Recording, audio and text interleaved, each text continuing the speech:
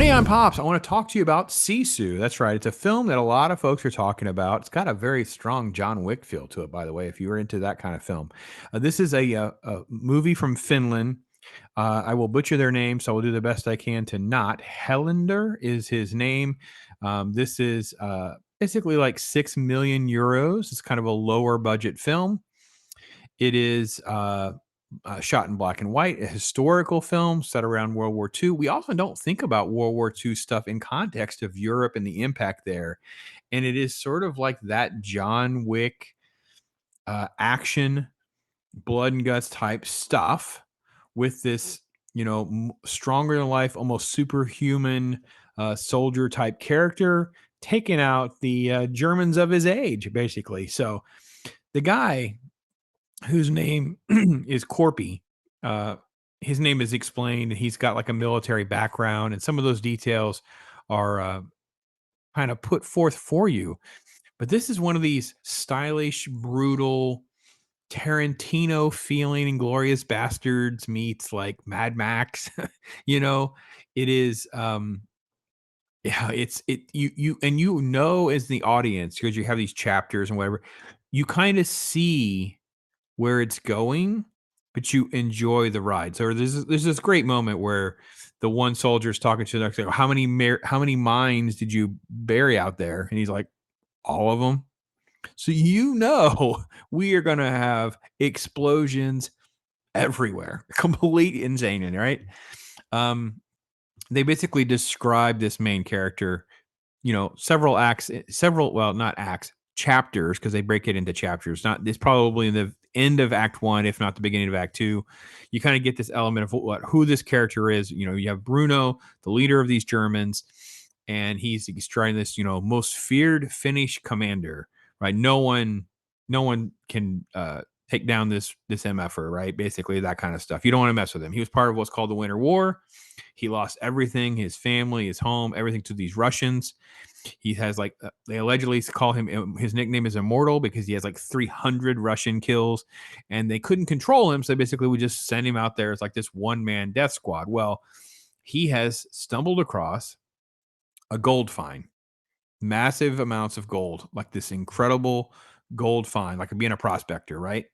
And now the Germans don't really have any interest in being prospectors or anything like that, but they do have interest in gold because when this war is over, which is coming to an end, and they know they're on the wrong side of this, they figure if they can get their hands on this gold, then they can disappear, they can survive, they won't be hanged and that kind of thing. That's pretty much the story.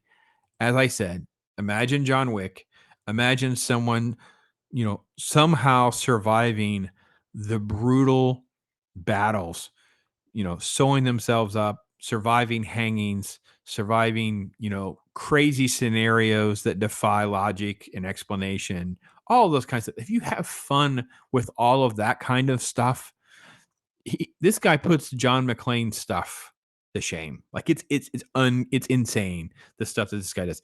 He barely speaks or does not speak until the very end scene. It is incredible showcase of acting without dialogue. It's just really, really brilliant. So let me give you a little dose here. Pause that. This is him digging for his gold. You have a little bit of color here in this scene. There are scenes that just seems like we just lose all of our color. We go out and we're going on this journey, and there's our first brutal killing and more stuff, and then the color palettes continue to change, and you get a good dose in the trailer of just like how insane. And see, here's how we lose our color, right? Because we end up in these scenes where it's just like life has been sucked away.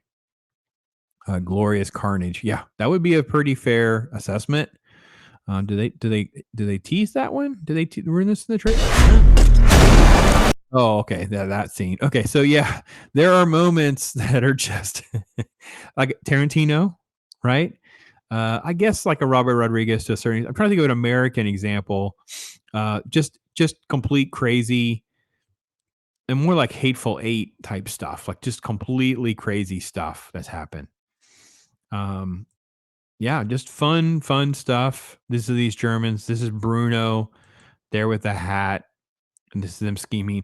The other backstory that is there as well, which is interesting because they at least have this sort of like piece to it, which has a great sort of conclusion.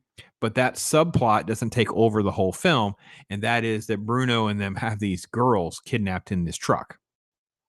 So as it sort of kind of comes to a head, he starts to use that situation to his advantage as well by arming those girls. Well, what if I arm these girls? What could that help me out here? So that is also a very interesting dynamic. Okay, the end of the film becomes so ridiculous and absurd with the airplane sequence, him how he survives, some of those kinds of things that you really can kind of lose it a little bit. However, I will say there's a death associated with the airplane sequence I thought was epic, just epic. So yeah, some footage here. I didn't want to get, I don't want to go too much further than what they've already given us in the trailer. There's those girls. It's all very, this is all, but I mean, you really get a good dose in the trailer of what to expect. This guy's performance is just next level. Like there is so much happening in this guy and his expressions and mannerisms and body language and how he does stuff. He pulls off everything you can possibly imagine. He pulls off just epic. It's just epic.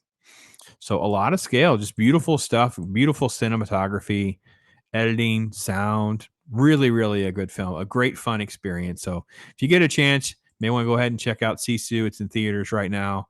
Definitely one that I can highly recommend. Scale 5 stars. Go back to my 5-star rule. Probably a 3. Probably closer to a 3.5. Yeah, kind of very very strong.